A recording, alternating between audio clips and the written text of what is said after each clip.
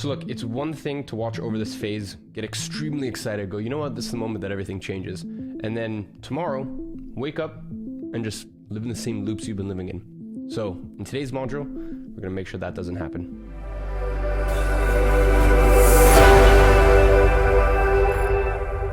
Let's get into it, keeping a tight ship. Now, in today's teachings, we are going to go over visiting Brain Gym every day, visualization and how to do it properly, affirmations and their efficacy, a beginner's guide to meditation, laying one brick at a time, upgrading our software and hardware, and the winner effect.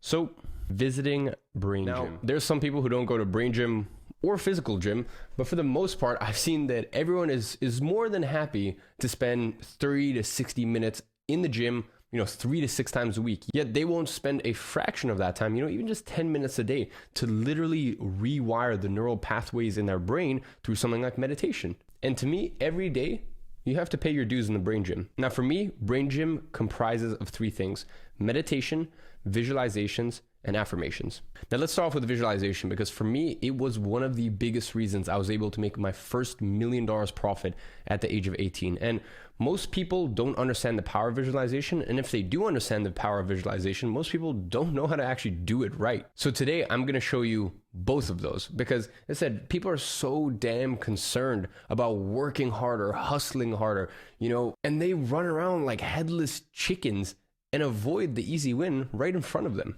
Now I have a question for you. Have you ever woken up and you are drenched in sweat, right? You've had a nightmare and your body has had a visceral physical reaction to something that's been going on in your brain, right? While you're dreaming.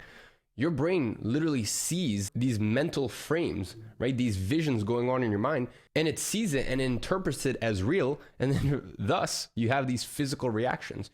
And the reason I tell you this is because your brain actually can't distinguish between something that it visualizes and something that it actually has, especially if you visualize and then you also attach emotion to it. It literally cannot tell the difference. Now, with that one simple fact, I don't think people realize the power of that, right? So if your brain, if you can visualize anything you want in this life, right? If you can visualize it and you can attach emotion to it, and your brain internalizes that as real, that means that you can basically shape your beliefs and you can shape your vision of what's possible and the way that you carry yourself in every single situation, because you've been able to almost distort your reality, and you've been able to do that through visualizations. And this really opens up the keys to the kingdom. Now, let me tell you about a study to really just prove this, because I know for some of you guys are thinking, Eman, it's not as simple as that. And you're right, it's not as simple as that, but it's very close. And there was actually a study done by Dr. Biasiato, I think it's something like that. And I believe he was a professor at the University of Chicago. And what he did was he split up 3 different groups, and he tested their free throws over a certain period of time, right? As in like their basketball free throws. Now, the first group practiced free throws for an hour a day and did that for 30 days. Now, the second group visualized doing free throws for an hour a day and did that for 30 days. And the third group did nothing, right? No change from the beginning to the end. Now, the first group improved their free throw rate by 24%, right? By practicing an hour a day for 30 days. Now, what's crazy is the visualization group, right? The people who just visualize doing it for 60 minutes a day for 30 days, they had an improvement of 23%, a 1% difference. Now, the third group, they had no noticeable difference, right? As you can imagine, didn't visualize, didn't do it. Now, from this study, we can conclude that you can literally get better at something just by visualizing it. Now, my question to you is, what skills in your life? And here's really where we're going to transition into the next section and the next part of this, which is most people hear this and like, okay, awesome, I'm just going to visualize getting in a Ferrari. And that's not really how this works, right? Visualization is so powerful, and we'll get into this, when you can visualize actions, not results. So my question to you is, what visualization, what skills in your life could you nurture, could you visualize, and that you can replay again and again you succeeding with? So what skills and what characteristics could you nurture and do that right in here in your own personal kingdom, and then now manifest in reality? Now, on my point, visualize action, not goal. And this is really where most people get mistaken. Now, this is where most people go totally wrong, because what they do is they visualize the outcome and not the actions needed in order to get there. Look, if you're trying to visualize you in a Ferrari, or you sipping a pina colada by the beach, stop it. Look, as I said, it is important to know the results you want. And you can have vision boards and stuff like that, but that's not what day in, day out you want to visualize. Because to me, this is really like daydreaming. Ladies and gentlemen, as I said, things usually don't pan out the way that you expect them to. Most of the time they pan out better, but not in the same way. So my point is, there's no point in you visualizing you sitting in the Ferrari, this and that. Instead, you have this powerful tool. I mean, I just showed you the study to prove it. You have this powerful tool that any sort of skill or characteristics that you want to embody, now that actually becomes a hygiene standard in your brain, because your brain can't distinguish, as I said, especially if you put emotion towards it, your brain can't distinguish whether that was real life or you just visualized it. So to make this a little bit more granular, let me tell you why this is so important. You only have one chance to do your morning routine right every day, right? You only have one morning per day. But in your mind, you can go through your morning routine 100 times. You can visualize it the night before 100 times, and you can visualize things going wrong and you steering it back on track. Your morning routine, let's say, you show up at your desk 20 minutes late, or you get a little distracted, or maybe you check your phone when you shouldn't have, right? You can actually visualize that, and you can visualize getting back on track. Let's give another example. If I told you to make 100 cold calls tomorrow and you've never done cold calling in your life, that might be quite daunting for you. But if I told you to visualize making 100 cold calls, 100% you could do that. Well, as I said, remember, in your mind, it actually holds very, very similar weight, right? It actually, in terms of building up that winner effect, which we'll get into in just a second, and building up the reference experiences, it actually has the same weight to it. So this is why any of these skills, any of the traits, any of the characteristics that you want to embody that are tough, right? It's tough to embody these characteristics. It's tough to be the type of person who, sits down at your desk and does 10 looms a day or 100 cold calls a day or whatever your form of outreach is, or, spends, 3 hours a day doing cold outreach, or spends 3 hours a day doing cold messages. It's tough to be that person, and it's tough to embody that person. But in this personal kingdom of yours, right, you can visualize it again and again and again and build up those reference experiences. And I said, you can do that as many times as you want. Now, this brings us into the next thing that I want to talk about, which is affirmations. Now, visualization is all internal, but affirmations is a chance for you to project it out into the real world, whether that is written or oral, right? That's whether you actually speaking affirmations. Now, the choice is yours. Now, I've been doing written affirmations for years and years. Now, I've also literally spoken affirmations out into the universe. But personally, I just find written a little better. And every day you take one of the affirmations that you would have already done in the SBA worksheet, and you're going to write that down 10 times, right, in your notebook. So when you sit down, right, and you've got your SBA in front of you and you've got your notebook, and you're going to write the affirmations down 10 times as you go through the SBA worksheet, and that's you putting it out there. Now, I really just want to state, I know some of you guys may be rolling your eyes and going, oh, Iman's living on a cloud of fairy dust. This is very, very airy fairy stuff.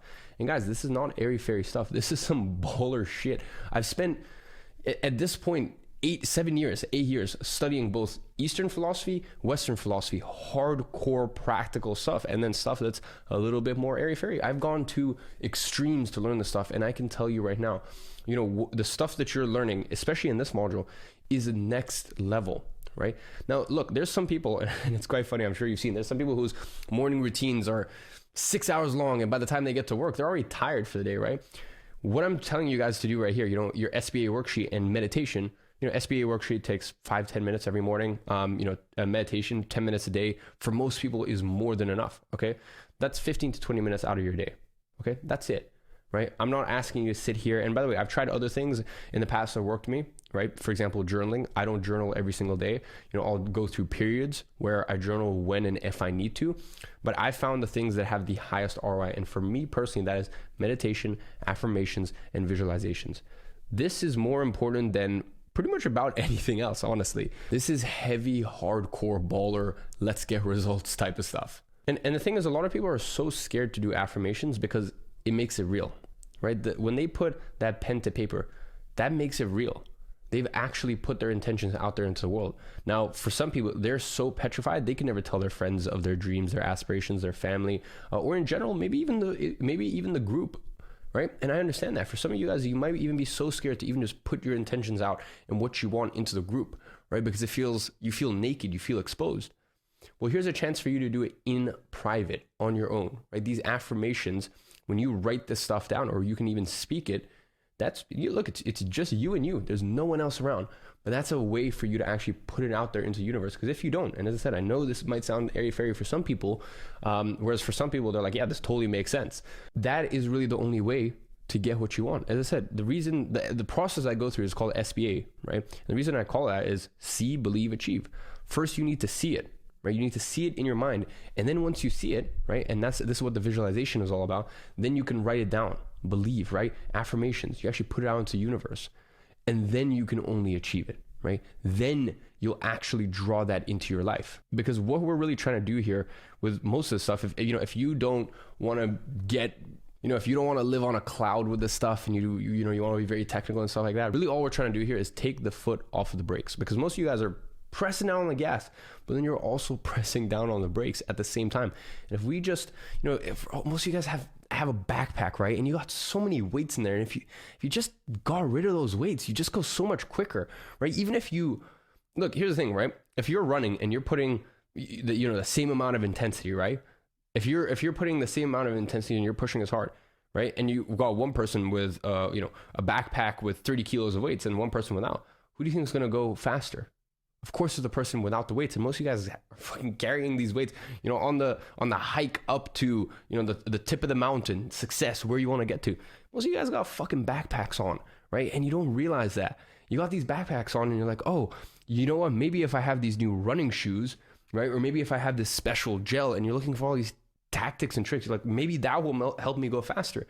When you got this, you're slugging around this massive fucking pile of traumas, limiting beliefs, really nasty worldviews, self-identity views, right? This is all everything you got on your backpack. If you just fucking released it, you just go so much quicker. You don't even need to put any more effort in, right? And this is really what this is at the end of the day. And this is why this is some really gangster shit. Now, with all of this said, another thing I need you to bear in mind is never ever put something on a pedestal, because when you put something on a pedestal, you are creating separation between it and you. When you put money on a pedestal, you're creating separation between it and you, right? Now, you can appreciate something, you can aspire towards something, but don't ever put it on a pedestal. Because as I said, when you put it on a pedestal, you're subconsciously putting out into the world that I am not deserving of it, right? And this is why this, what I told you guys in previous modules, the environmental aspect was so important, right? That's why it's so important for you to go to high-end restaurants. And even if you just get a coffee, it's fine, right? It's not going to be that much more expensive than your Starbucks. If you just sit there and you sit around all of this wealth, as I said, you get to a stage in life, right?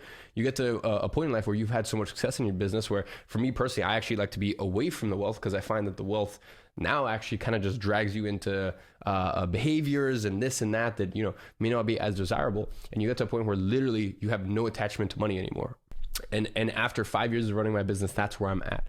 But when you first get started, it's so important to be around wealth and to feel like you hold your own, right? And to not put anything on a pedestal. Because when you're around these circles, you start to realize like, hey, everyone's just normal. And just really on this point, I see a lot of people make this mistake. They'll put like Lamborghinis as their wallpapers and this and that. Guys, when you put so much emphasis, right, and you put something on a pedestal, look, you can have a vision board. You can have a vision board of the things you want in your life and stuff like that. But to have so much emphasis on just one item, right, this one dream item or this or that, you're putting on a pedestal and you're creating separation between you and it. And you really need to make sure that you don't do that, because you're just going to slow your growth and your timeline to getting it. And really what this comes to is being outcome independent, right? You're not dependent. You're not fixated on the outcome. There's people who care so much about hitting 10,000 a month. And even if they hit 9,200 a month, it would eat them alive. And as I said, they think that they're doing the right thing by being so fixated on a goal. And a lot of times what that's doing is creating separation. You want to create, you want to have your goal there. But if you are so dependent on the outcome, you repel it. And as I said, you never ever want to base your success off of results, right? Just almost forget about results. You always want to base your results off of actions, right?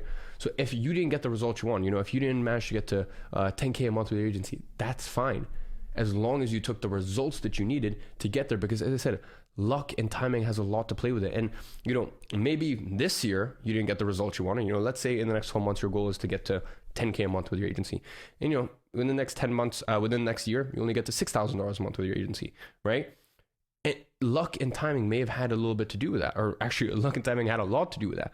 Now, if you repeated those same actions again next year and you stayed diligent, you might go up to 30K a month, right? Because as I said, it's, people, if you don't have results in this life, a lot of time people are like, oh, it's just you didn't work hard enough.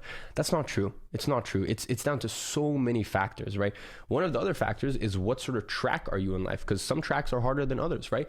Guys, it's way harder to get to a point where you're making $30,000 a month profit as owning a coffee shop than it is getting to $30,000 a month as an agency owner, right? It's a much harder track in life. So, that's something that we don't really need to worry about because we've picked a very good lean online business model. But as I said, there's other factors that come into play. So next up, let's talk about meditation. Now, people have so much resistance towards meditation because they have all these ideas of meditation. Ladies and gents, meditation, all it is just becoming more self-aware, right? Meditation for you can be your eyes are open, your eyes are closed. Meditation can actually just be you moving your body. In fact, meditation can even just be you sitting and mulling over things, right? And mentally working through stuff, right? Now the easiest way to become self-aware is through breath. And I've done 101 different types of meditation, all the way from Kundalini to Vipassana, right? I've done them all. And if you are just getting started with meditation, hands down, the easiest place to start is Headspace, okay? Now just do 5 to 10 minutes a day of meditation, and I recommend you do it before you start work.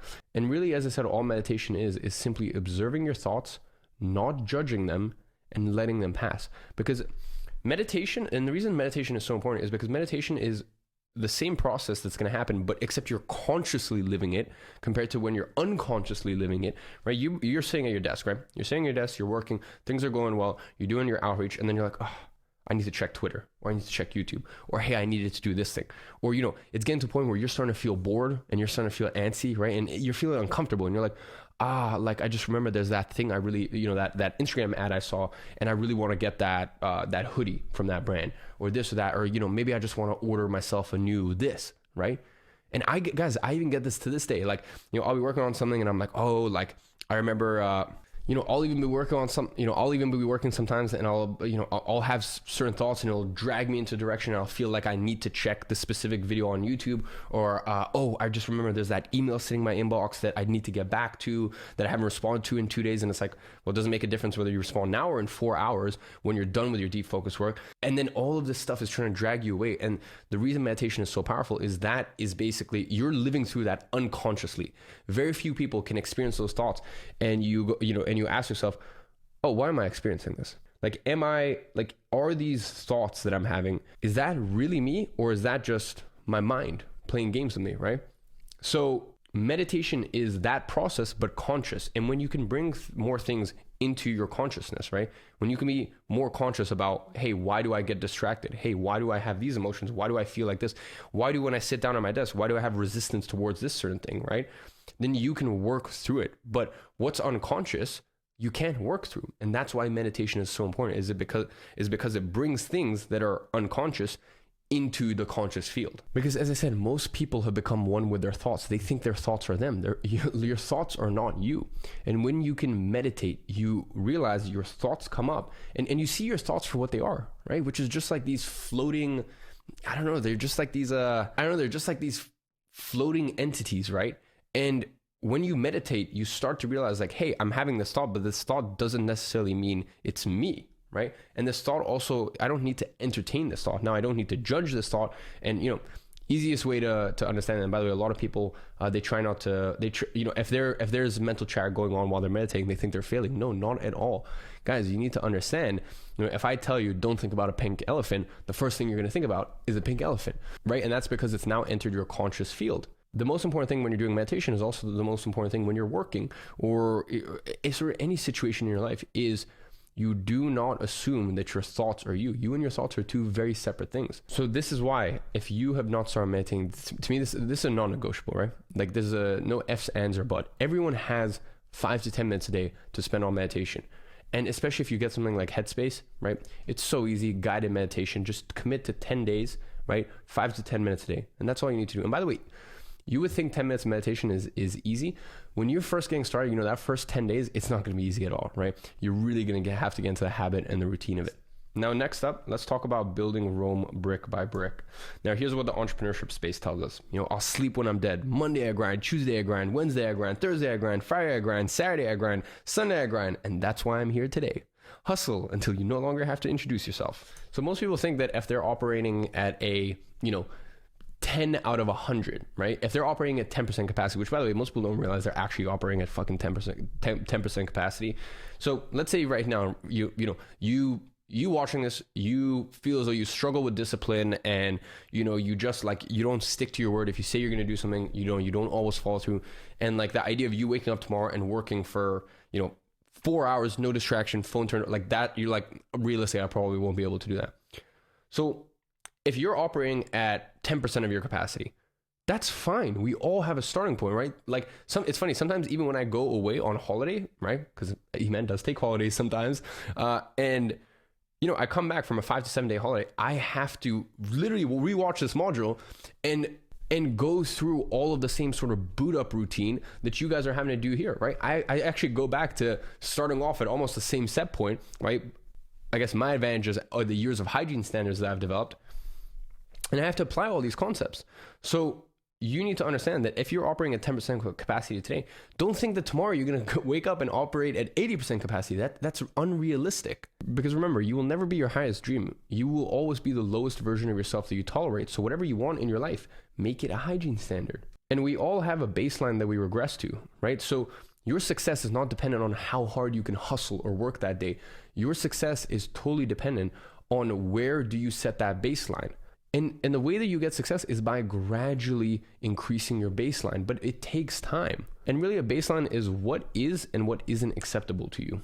Now, previously, you may have been okay with watching reality TV, or, previously you may have been fine with rolling out of bed and checking your phone straight away. And now for you, you're not going to watch any of that crap on TV. And furthermore, when you get up, you're going to make sure that you don't have the world coming at you, and you're going to keep your phone turned off. And it doesn't need to be, like me, until 1 p.m. usually.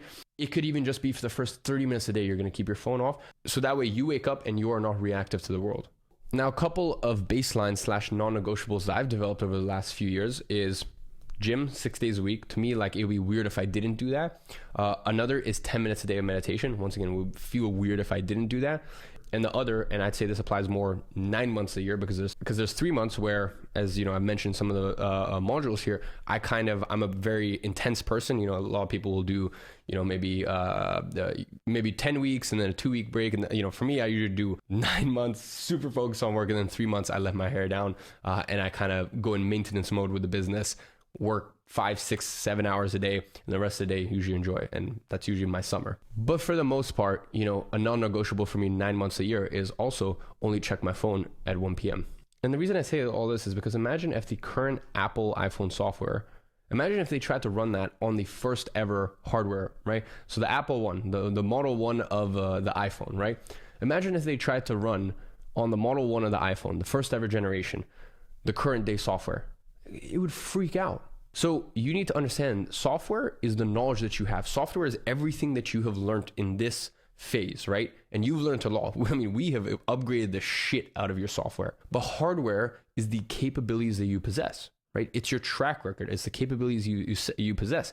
It's your hygiene standards, right? So you use all this information you've gathered, right? Because you've increased your software, but you need the same hardware to match. And that's the only way that it's going to work. Now, the best way to build this up is by building up the winner effect. Now, this is a great book, The Winner Effect. Recommend you guys all read it. But you need to build up your winner effect. And what you want to do is you want to have 2 to 3 key daily actions that you take that automatically build up that winner effect. For me, it's going to the gym and meditation. That is already my winner effect. Now, I have friends of mine who, for them, it's making their bed. Like to them, that is super important. Funny enough, for me, 50% of the days I make my bed, 50% of the days, I just forget. And I haven't really noticed much of a difference on that. And I have buddies of mine that will make their bed and then do 10 push-ups, right? And they're not doing 10 push-ups, for the health benefits or anything. It's just for them, as many little wins that they can get right out of jumping out of bed, the more that builds up the winner effect for the rest of the day. Now, I know a lot of you guys might be wondering, hey, but what does Eman do when he's in a slump? Because I get in slumps sometimes, right? And when I get in slumps, the main focus that I have is building up my winner effect. So it's just stacking small little wins. Usually I find when I'm in a slump, things have gone really well. I've forgotten the things that got me to that point, right? And I'll let some of the things go. Maybe that day, rather than being as focused as I could be, I let myself get distracted a little more. Maybe my diet slips off slightly compared to, how rigid and solid it is normally. And I find myself, kind of slipping away from those winning habits. So first thing that I do when I want to build myself back up and build up that momentum again is focus on building up that winner effect. So basically just taking some small key daily actions and just building up that momentum that way. And people try to move mountains when they first start, and it's the wrong way to do things, because you need to understand, if you set a goal for doing 100 cold calls that day and you only ended up doing 50, which by the way is great, right? That's a great amount of cold calls. You've actually done more harm than good, because first of all, now you look at yourself and you're like, oh, I didn't keep my word, right? So you were much better off setting a goal for 30. And by the way, that's the other thing, is if you've done your 30, it's actually better if then you just, you stop there and you take the rest of the day off and enjoy it, right? Once you did what you said you wanted to do, then reward yourself, right? That's the other thing that's so important, is whatever you think is the right amount of work to do, probably do 30% less, hit that goal, right? Get those reference experiences of doing it for a few days, and then up that goal slightly, and keep upping that goal and keep upping that goal, but do it ever so slightly. And if one day you up the goal and you don't do it, then the next day maybe pull back slightly, because the most important thing is that you have a track record of keeping promises to yourself. I'm telling you, that is by far the most important thing. And that's also how you build habits, right? So the other thing that you may want to do when you first start is, if you have something that's important to you, like for example, a certain amount of outreach that day, or maybe going to the gym, maybe that's something you struggle with, then set a reward for yourself after. Now you get to a point later, later down the line where you don't need to do that, but especially when you're first starting to ingrain that habit, do it. It's super, super important. So I'm sure everyone knows trigger, routine, reward. So let's use an example with me, right? Of like, I want a good focused work day, right? I want my morning work blocks to be super focused. So a trigger for me, that's why a morning routine is so important. When I go through my morning routine, I'm primed. That's sort of my boot up process. When you open up a computer and it has a boot up process, well, that's my boot up process, right? So that's my trigger, my morning routine finishing. Now the routine is obviously making sure that I do my deep focused work, and overall I have a good, work day. And then the reward, now, as I said, I'm at a stage right now where for me, the reward is just the satisfaction of having a good work day and knowing that I left it all out there in the playing field. Now, a few years ago, it may have been the case where I would have rewarded myself with maybe a TV series or maybe a documentary that I've been meaning to watch for a long time. Or very recently, because I've been working super, super hard, at the end of the day, some days when I know I have a really grueling day, if I get it all completed and I do it diligently, I've actually been enjoying a cigar towards the end of the day, as that's something I've been getting into recently. Now, the other thing is you obviously want to make sure that your reward doesn't it doesn't do more damage than it does good. So for example, like video games, right? Let's say you go through your entire day and then at the end you play video games, but then those video games trap you in. And by the way, guys, it's really important to watch out for these pitfalls, right? And it's really important to watch out what you introduce in your life. This is why I don't play any video games. I haven't played video games in, I don't know, like 7 or 8 years. Like, I don't know. It's just not part of my life. I don't commit to TV series. I very, very rarely, like I'm talking maybe one TV series a year, right? And usually it's like a documentary series, right? So like something like The Last Dance or Defiant Ones, like it'll be like an actual TV series, not like a six season like I've never seen Game of Thrones, I've never seen Breaking Bad, and I probably never will, right? Because the thing is, once you commit to those, usually you have to finish them off. Now if it's an 8-part documentary and I'm flying and I've downloaded them, then that's fine. Or let's say I'm on a holiday. But that's the other thing, is you want to be really careful with that reward, is that reward doesn't suck you in and trap you. And really what it comes down to is, if you feel as though you've set too small of a workload for the day, you're probably doing it right. If you're setting a small amount, if you're looking at your next day's task and you're like, I could probably do more, perfect. Leave it at that, right? Because just get that track record of winning. I think the story of the tortoise and the hare is perfect, right? How, the tortoise went slow and steady and the hare went, super fast and then basically passed out, right? And basically just drained himself too quickly. Well, that story is pretty much the same depiction, except the issue, in our case, the tortoise soon becomes a fucking cheetah, right? Because as you go slow and steady, the amount of bandwidth that you have and your set point and your baseline goes higher.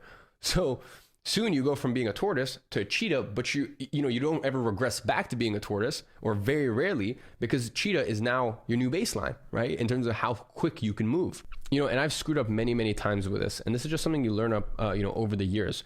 And look, you still want to have these massive, massive goals, but you want to be more clinical with it, guys. Remember what I said, being an entrepreneur is more like being a scientist than it is being a rock star, or like, it's a lot less about this Instagram aggressive energy, and it's a lot more about like being calm, being tame, setting the correct workload, setting the correct tasks, doing them, keeping promises to yourself, and then building from there. And as I said, ladies and gents, sometimes when I come back from trips, or if I have a holiday or this or that, sometimes I've fallen off the bandwagon. And as I said, I literally apply all of these concepts myself still to this day to build up that winner effect. And I focus on the small wins and I build up from there.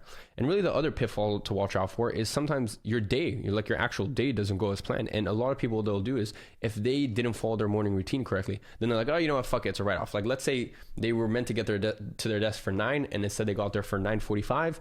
Then they'll go, oh, you know what, like, my day's already not going to plan. Why don't I just do this instead, right? And then this leads into ordering Postmates, and that ends into ordering shitty junk food, and then that ends up into going to the pub with your friends, and that ends up into playing video. You know what I mean? Like, it's funny, humans have this thing where if one thing goes off, goes off of the track that they wanted, right? If one thing doesn't go to plan, then they're like, oh, fuck it, let me just self-sabotage the rest of the day. And it's this very funny thing that we do as humans. So what you need to understand is, if your day isn't going to plan, you need to have a big psychological shift or physiological shift, right? So some things that I recommend is go for a walk. If you're really, if you're getting distracted in this and that, obviously get rid of the distractions. But if, it seems like it's just one of those days, right? Put everything to the side and go for a 10-minute walk. Okay. Or another thing that you can do is Wim Hof breathing, right? Wim Hof breathing, that creates a physiological change and shift in your body. Also, the other thing is, when you go for a walk, force yourself to smile. I know this sounds dumb, but I do this a lot of the time, right? So rather than walking, you just have your normal face when you walk, right? It's just settled face. Instead, walk and actually smile like that, right? And force yourself to smile. And as I said, I know it sounds a little dumb, but that really, the main thing here is we need to change your state, right? Another good example is using a rebounder, which is like this mini trampoline, right? You can use that. Anything to change your state, because the issue is, you're not, if your day isn't going correct and then you're stuck in your head, continuing to be stuck in your head isn't going to change anything. Instead, you need to change your state. And the last thing I really want to say here, guys, is be more kind to yourself, because as I said, especially with Instagram, we live in this this really weird hustle culture where, you can never celebrate your wins. You always have to push yourself more and this and that. And I've usually found that's not the correct way to go, right? That's usually what beginners do, which is why they stay in that zone, right? Instead, as a beginner and an intermediate in business and in discipline and this and that, you want to stack small wins. You want to always congratulate yourself. You always want to be your number one biggest fan.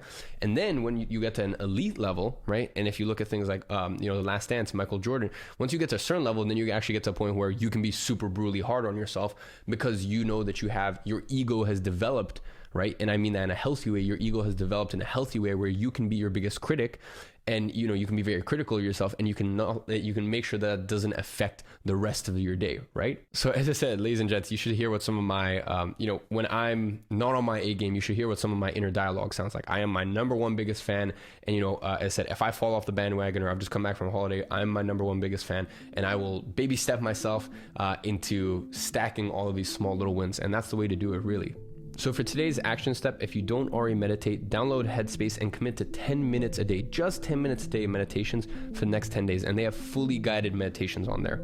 I really wish this module was sponsored by Headspace, but it's not. You can use Calm, you can use Headspace as a whole myriad of different options, whatever you want to use, but just do a 10-minute guided meditation for the next 10 days and commit to that. So I hope you guys enjoy this module. This is really what it takes to not only be successful, but to have longevity behind your success. So I hope you guys enjoyed it, and I'll catch you guys in the next module.